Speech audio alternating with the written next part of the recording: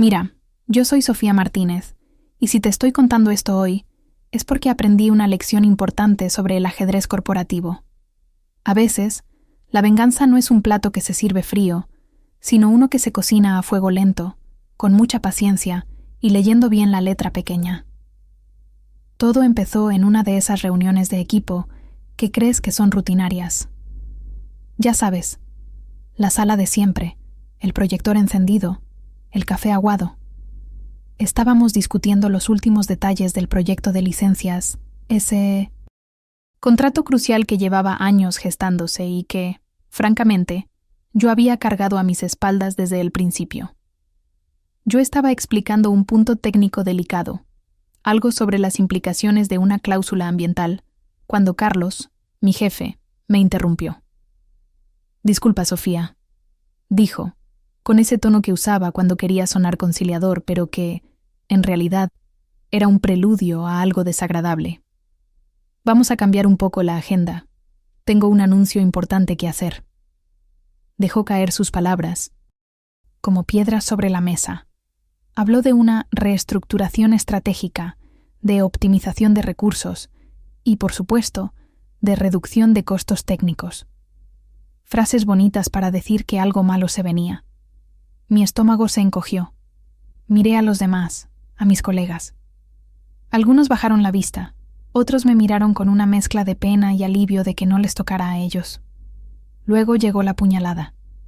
«Debido a estos cambios», continuó Carlos, sin mirarme directamente, «hemos decidido que el perfil de la ingeniera Sofía Martínez ya no encaja con la nueva dirección que queremos darle a la fase final de negociación del contrato de licencias. A partir de ahora, el equipo que se encargará de la firma y la implementación será liderado por insertar nombre de un colega menos experimentado». Sentí un golpe en el pecho. Un golpe seco, frío. ¿Qué? ¿Después de todo este tiempo? ¿Después de desvivirme por ese proyecto? Mi mente empezó a correr. Busqué una explicación, una razón lógica. ¿Un error? ¿Una broma de mal gusto? No había ninguna. Solo un vacío, una sensación de profunda e hiriente injusticia. Este no era cualquier proyecto. Hablábamos de un contrato de licencias para una nueva planta energética. Millones de dólares en juego. Años de trabajo técnico y negociaciones con una empresa extranjera de peso. Yo había sido la líder técnico clave, la cara del proyecto para la contraparte en Lima y para la casa matriz. Conocía cada detalle, cada requisito, cada pequeño resquicio legal y técnico. Lo había construido desde cero, literalmente. Y ahora me estaban sacando, justo antes de la culminación. Carlos, para rematar la faena, añadió con un aire de condescendencia: «Sofía, tu experiencia será mejor aprovechada en tareas administrativas menores, ayudando a organizar los archivos del departamento. Es una contribución importante también». La humillación fue total, pública, frente a mis colegas que, aunque intentaban disimular, no podían evitar que sus miradas reflejaran la tensión y la incomodidad.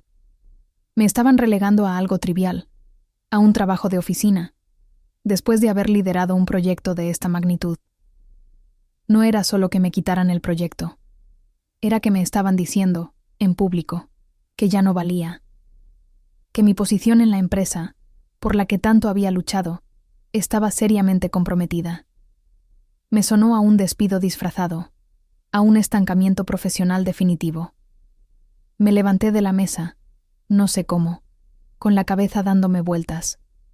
Me fui de la reunión, con el mundo patas arriba, como si alguien hubiera puesto mi vida profesional patas arriba. Mi cubículo se sentía como un refugio, pero también como una celda. Me senté, y todo lo que había pasado se me vino encima. No era un error, no era un malentendido, era un movimiento calculado. Me sentí impotente, traicionada. Un nudo se me formó en la garganta y me quemaba por dentro. ¿Cómo pude ser tan ciega? ¿Cómo no vi venir esto? Miré al vacío de mi pantalla y mis ojos se llenaron de una mezcla de dolor y, aunque todavía no lo sabía, una pequeña chispa de algo más. No tenía idea de qué hacer, pero la sensación de que esto no podía quedarse así ya empezaba a crecer. Salí de esa reunión como pude.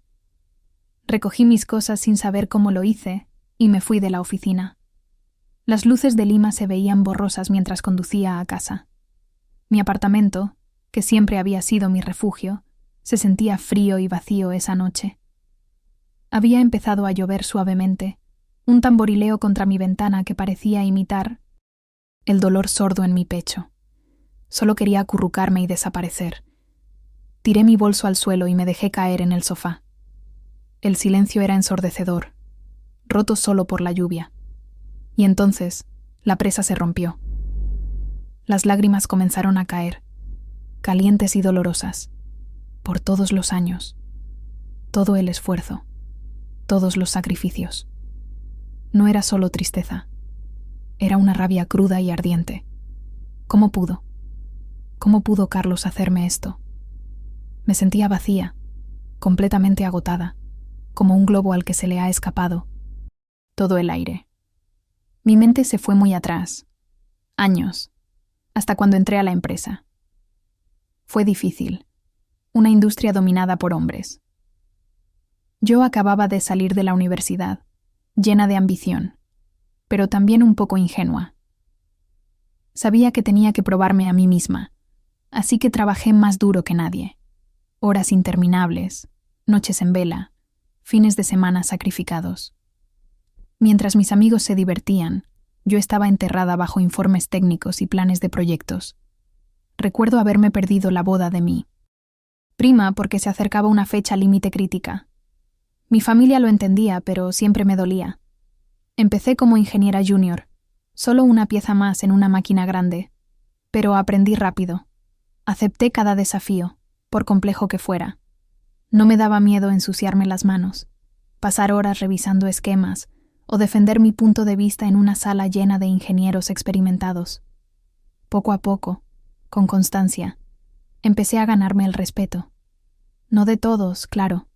Siempre había algunos que veían a una mujer en ingeniería como una anomalía, pero la mayoría de mis clientes y colegas veían mi dedicación y mis resultados. Subí la escalera, paso a paso, de junior a líder de proyectos. Este proyecto de licencias, el que Carlos acababa de arrancarme, era mi bebé. Estuve allí desde el principio, cuando era solo una idea esbozada en una pizarra.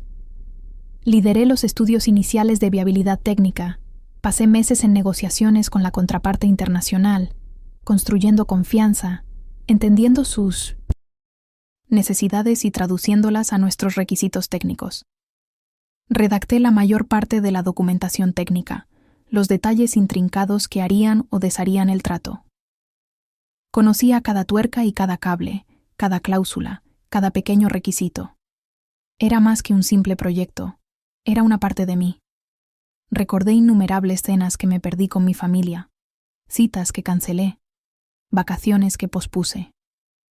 Todo por esto, por la empresa, por mi carrera, por lo que creía que era un éxito compartido. Y luego, estaba Carlos. Pensé que teníamos una buena relación de trabajo, o al menos pensé que era profesional. Mirando hacia atrás, empecé a ver las grietas. ¿Siempre fue un oportunista? Lo había sacado de tantos apuros. ¿Recuerdas esa vez que se equivocó en las proyecciones de presupuesto? Pasé un fin de semana entero corrigiendo sus errores, haciéndolo quedar bien ante la junta, o todos esos informes clave que yo preparaba, llenos de mi investigación y análisis, que él luego presentaba como su propio trabajo, apenas dándome crédito.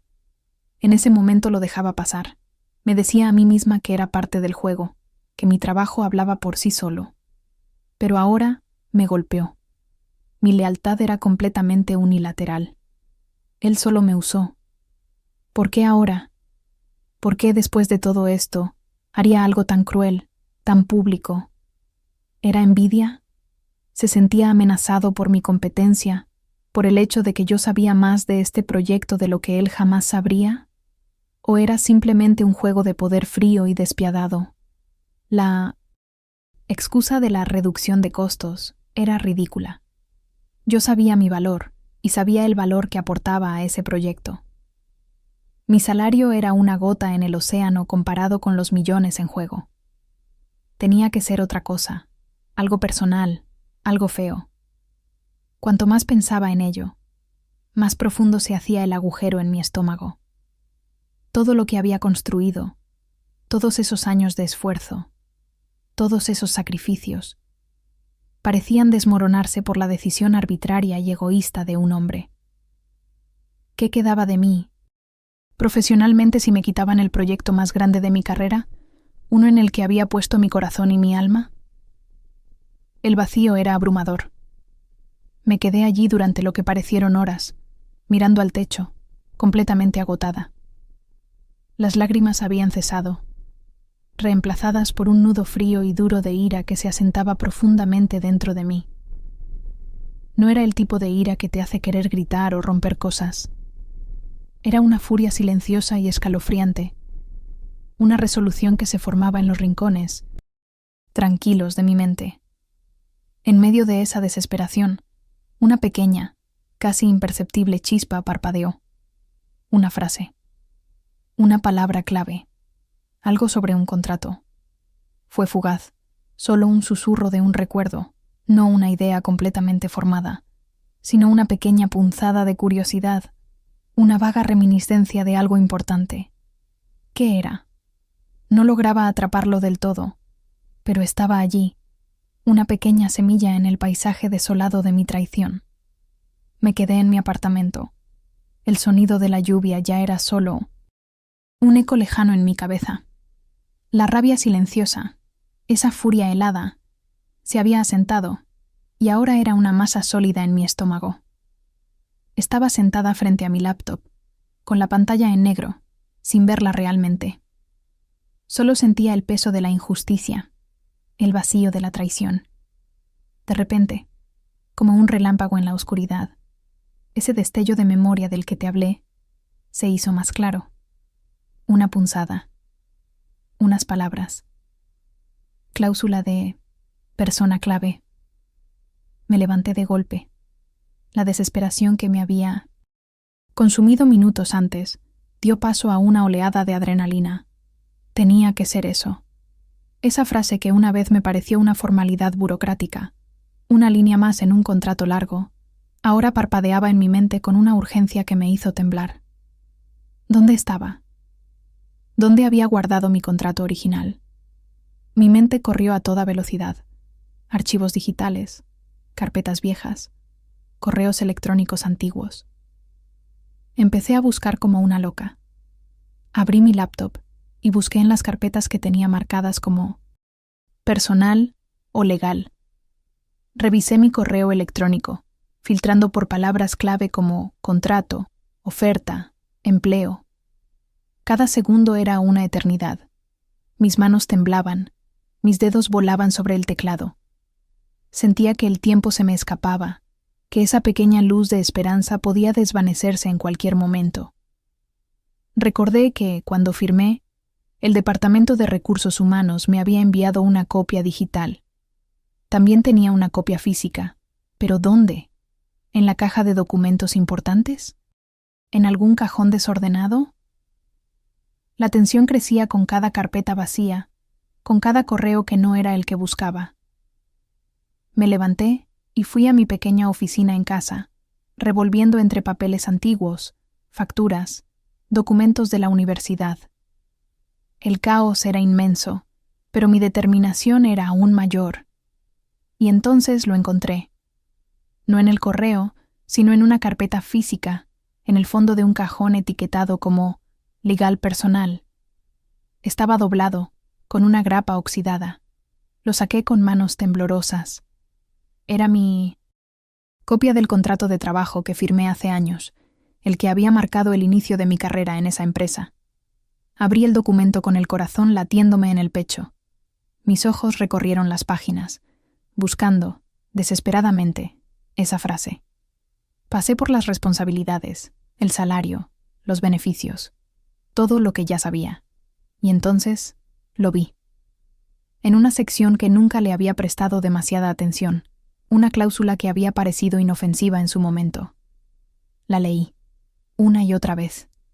Decía, se estipula que la ingeniera Sofía Martínez es considerada persona clave para la ejecución y validez del proyecto de licencias X, siendo su remoción o sustitución del rol de líder técnico original una causa para la anulación automática de cualquier contrato derivado o asociado a dicho proyecto, salvo acuerdo por escrito de las partes involucradas. La sangre me hirvió, pero esta vez no era de ira impotente, sino de una comprensión helada, una revelación brutal. Ahí estaba. Ahí siempre había estado. Una cláusula que me protegía, que ataba mi rol directamente a la validez del proyecto más importante de la empresa. Carlos no solo me había subestimado a mí, sino que había subestimado la letra pequeña, el documento legal que él mismo, o sus predecesores, habían aprobado. Mi expresión cambió. El dolor, la humillación, la desesperación, todo se borró de mi rostro. Fue como si alguien hubiera accionado un interruptor dentro de mí.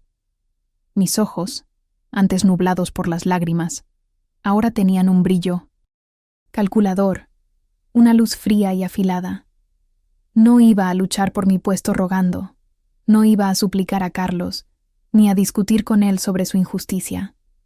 Mi arma no era la confrontación, sino la letra pequeña, el ajedrez legal. Carlos había jugado con mi carrera, con mi futuro. Ahora yo jugaría con el suyo. Y con el proyecto que, en su arrogancia, había puesto en riesgo. Mi decisión era fría, precisa, inquebrantable. Cerré el documento del contrato. Respiré hondo, una respiración que se sintió como la primera en muchas horas. Ya no había lágrimas, solo una resolución de acero. Muy bien, Carlos, susurré al aire vacío de mi apartamento, mi voz apenas un hilo, pero cargada de una determinación feroz. Nadie es indispensable, ¿verdad? Vamos a ver si tu contrato opina lo mismo. La venganza había dejado de ser una emoción dolorosa. Ahora era una estrategia. El contrato, ese documento que había sacado de lo más profundo de un cajón, se convirtió en mi mapa y en mi arma. Me senté con él en mi mesa, de la cocina, bajo la luz directa, y lo leí una y otra vez. No solo la famosa cláusula de persona clave, sino cada línea, cada párrafo, cada punto y coma. Necesitaba entender la fortaleza de mi posición, pero también cualquier resquicio que Carlos pudiera intentar explotar. Mi mente de ingeniera se puso en modo análisis forense. Recordé que, durante las negociaciones del gran contrato de licencias, habíamos intercambiado borradores y versiones finales. Yo había sido la que revisaba todos los detalles técnicos y, por supuesto, había tenido acceso a todo. Me conecté a mi red personal, a mis archivos guardados y a los de la empresa a los que aún tenía acceso como parte de mi antiguo rol. Busqué la versión final del contrato de licencias entre nuestra empresa y la contraparte internacional. Confirmé que la cláusula de persona clave, la que me nombraba específicamente, estaba replicada o referenciada de alguna forma en los documentos principales del proyecto. Era vinculante. Su remoción, sin consentimiento mutuo, implicaba la anulación automática. Era una bomba de tiempo. Mientras revisaba todo esto, también necesitaba saber qué estaba haciendo Carlos. No podía quedarme de brazos cruzados. Tenía algunos contactos internos, gente que confiaba en mí y a la que yo había ayudado antes. No les conté mi plan, por supuesto. Solo pedí información discreta. Oye, ¿sabes cómo van las cosas con el proyecto de licencias después de los cambios? ¿Quién lo está manejando ahora? Uno de ellos, un colega del departamento técnico que siempre me había respetado, me confirmó lo que sospechaba. Carlos ya estaba moviendo los hilos. Había puesto a Marco, un ingeniero más joven y con menos experiencia en este tipo de proyectos, como el nuevo líder técnico en toda la documentación que se enviaría para la firma. Estaba intentando sustituirme silenciosamente, creyendo que nadie se daría cuenta o que no importaría. Eso solo alimentó mi determinación. Empecé a reunir todas las pruebas irrefutables de mi rol como persona clave desde el principio. Fui meticulosa. Abrí mi archivo de correos. Ahí estaban los emails de la contraparte internacional, dirigiéndose a mí directamente como Lead Project Engineer o Technical Head, reconociendo mi liderazgo. Recopilé presentaciones donde mi nombre aparecía de forma destacada como la especialista principal. Busqué las minutas de reuniones clave donde mi experiencia había sido crucial para resolver puntos técnicos complejos. Desenterré documentos técnicos firmados por mí, con mi sello y mi nombre, que validaban soluciones o especificaciones fundamentales. Y por supuesto, tenía el correo de Carlos excluyéndome del equipo, la prueba definitiva de su movimiento.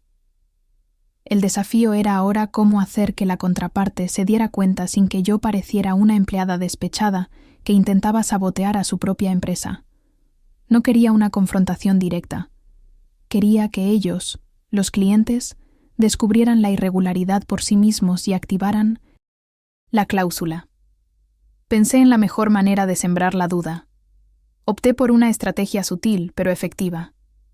Redacté un correo electrónico formal, muy profesional, dirigido a un contacto clave en el equipo legal del cliente, una abogada con la que había trabajado muy de cerca y que apreciaba mi rigor.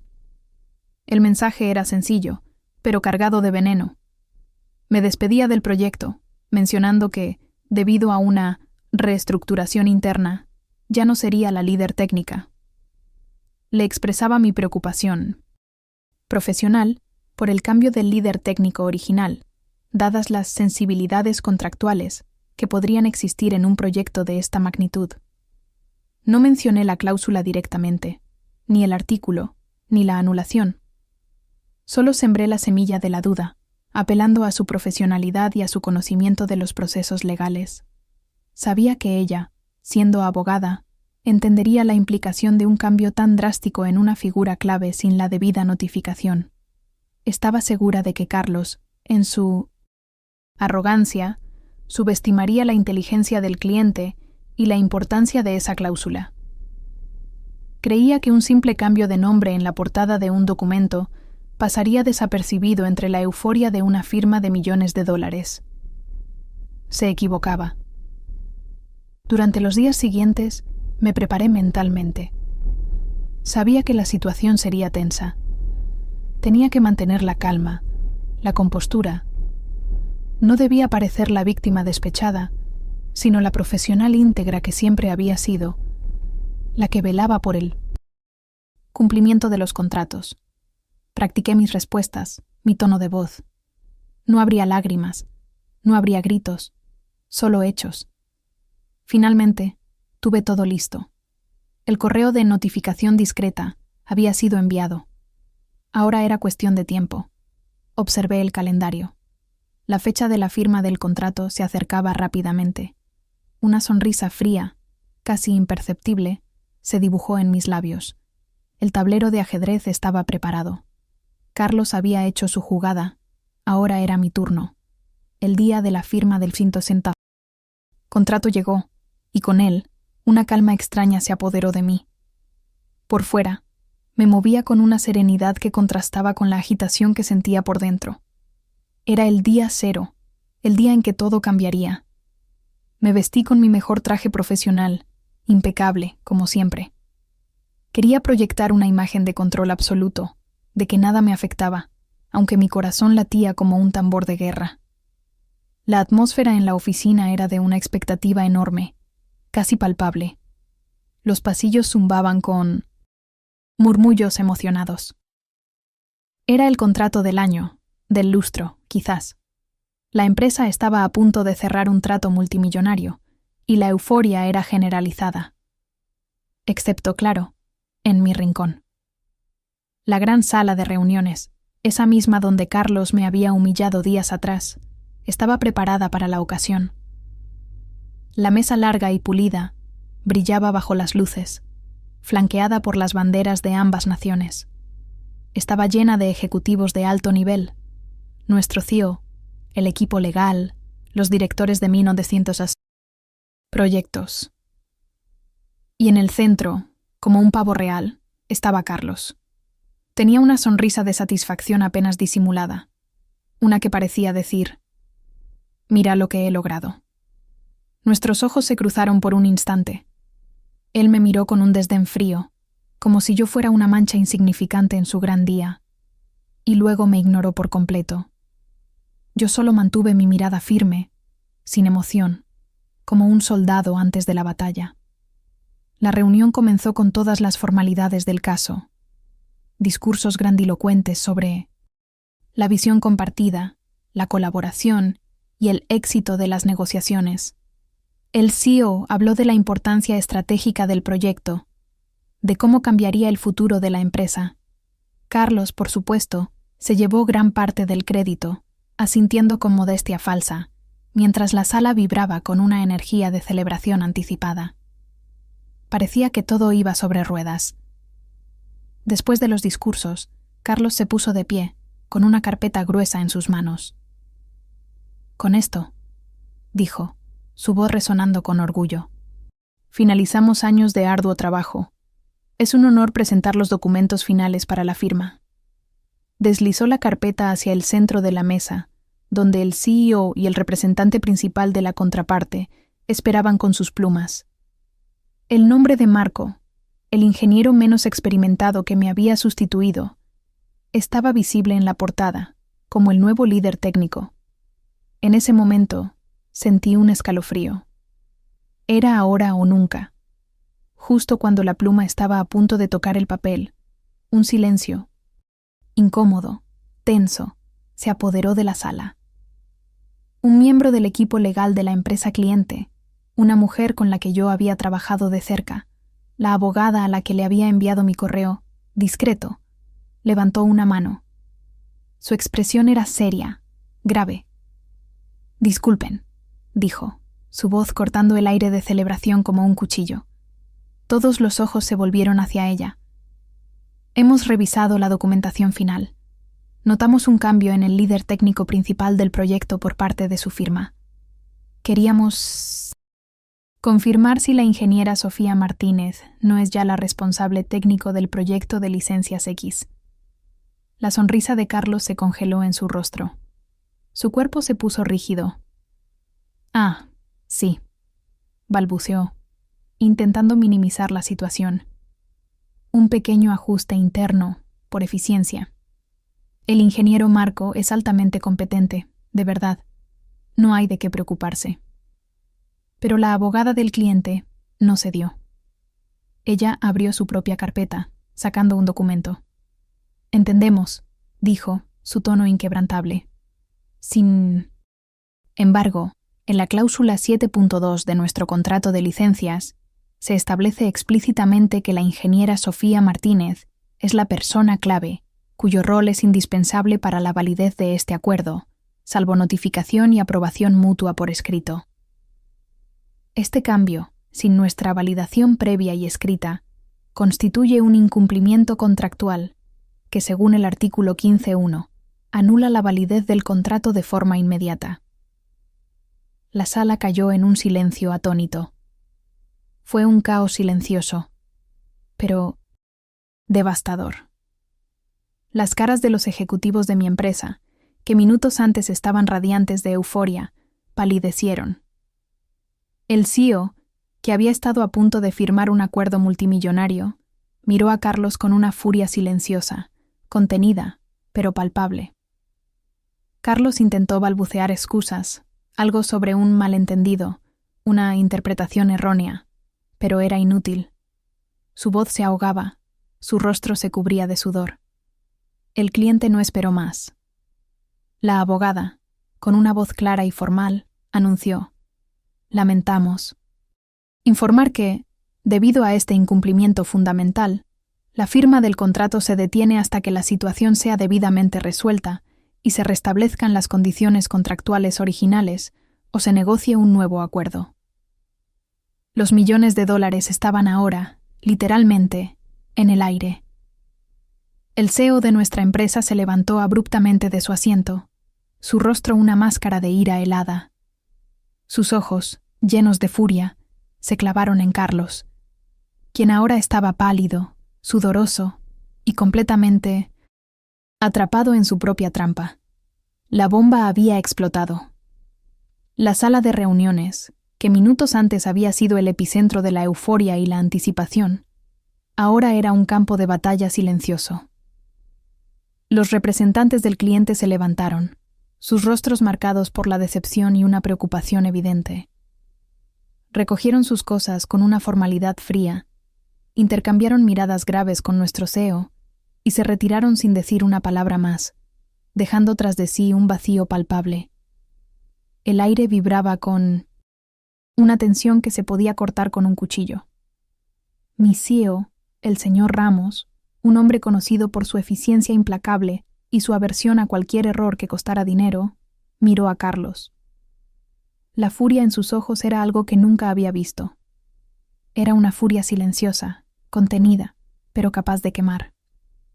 «Carlos», dijo el señor Ramos, su voz baja, casi un susurro, pero con una autoridad que hizo temblar el suelo. «A mi oficina. Ahora». Carlos, pálido y sudoroso, intentó balbucear algo, pero el señor Ramos ya se estaba levantando. El director de Recursos Humanos, la señora Elena Rojas, que había estado presente en la reunión, también se puso de pie con una expresión de total seriedad. Los tres se dirigieron a la oficina de Ramos.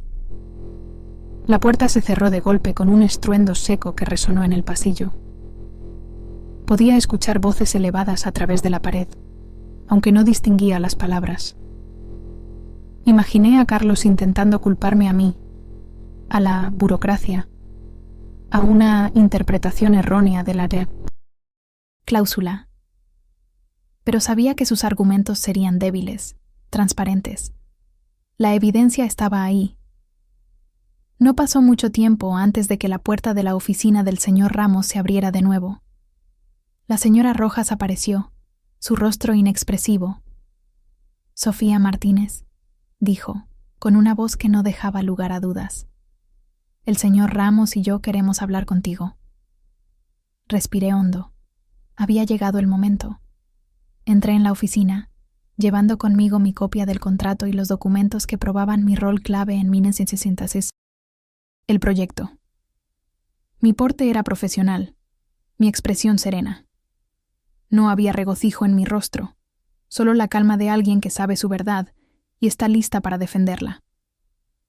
Carlos estaba sentado frente al escritorio de Ramos, con la cabeza gacha, su figura encogida. Parecía un niño regañado. El señor Ramos me hizo un gesto para que me sentara. «Sofía», comenzó el señor Ramos, su tono ahora más calmado, pero aún con un filo de acero. «Necesito que me expliques con total honestidad qué ha pasado aquí. ¿Por qué el equipo de cliente dice que eres la persona clave y por qué fuiste removida del proyecto?» Conté mi historia sin rodeos. Expliqué mi exclusión del equipo de licencias, la justificación de Carlos sobre la reducción de costos técnicos y cómo me había relegado a tareas administrativas menores. Luego, con calma, saqué mi copia del contrato. «Señor Ramos, señora Rojas», dije, abriendo el documento en la página correcta.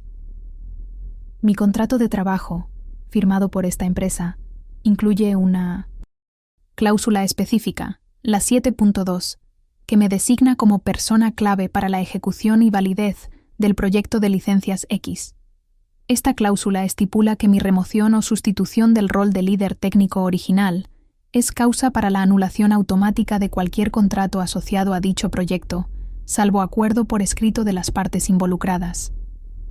Puse sobre la mesa los correos electrónicos de la contraparte, las minutas de reuniones, las presentaciones donde mi nombre y mi rol eran indiscutibles. También mostré el correo de Carlos excluyéndome. La discrepancia entre la narrativa de Carlos y la cruda realidad era abismal. Él había apostado por mi silencio y su propia arrogancia. Había perdido. El señor Ramos escuchó, su mandíbula apretada. Miró a Carlos, luego a los documentos, luego a mí. Carlos intentó levantar la cabeza y decir algo, pero el señor Ramos lo interrumpió con un gesto. «Carlos, ¿es cierto todo esto?», preguntó, su voz cargada de decepción y furia. Carlos balbuceó, intentó negar, minimizó la cláusula, dijo que era un detalle menor.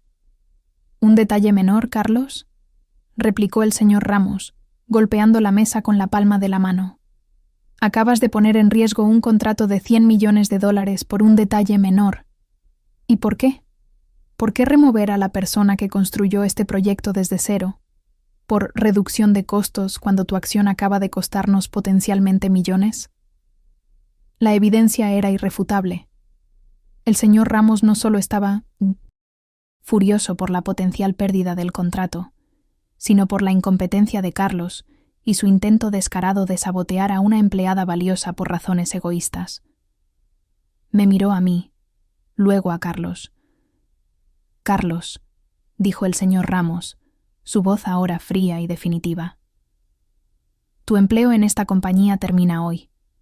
Has puesto en riesgo un acuerdo multimillonario y has demostrado una falta de juicio y ética profesional inaceptables.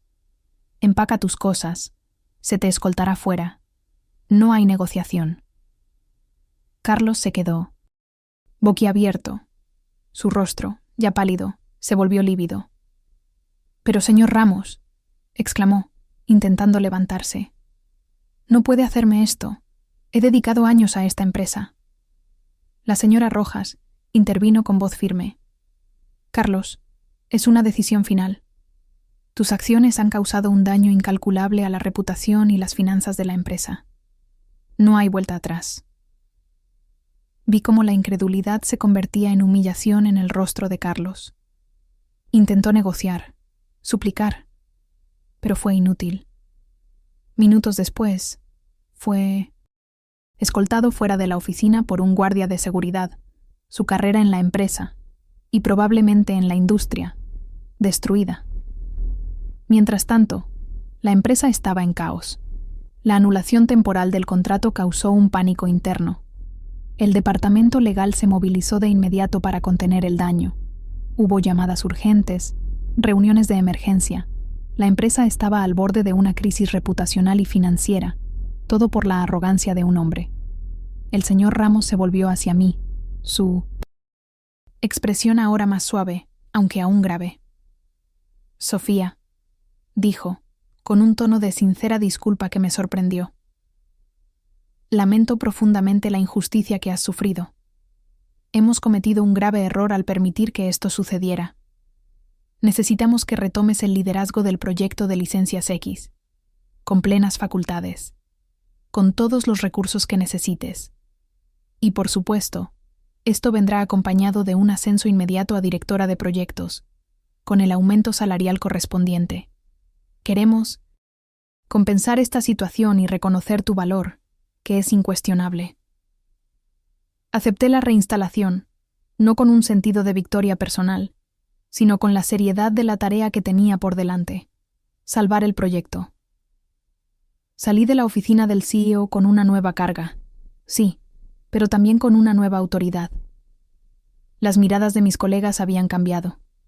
Ya no había pena, ni incomodidad.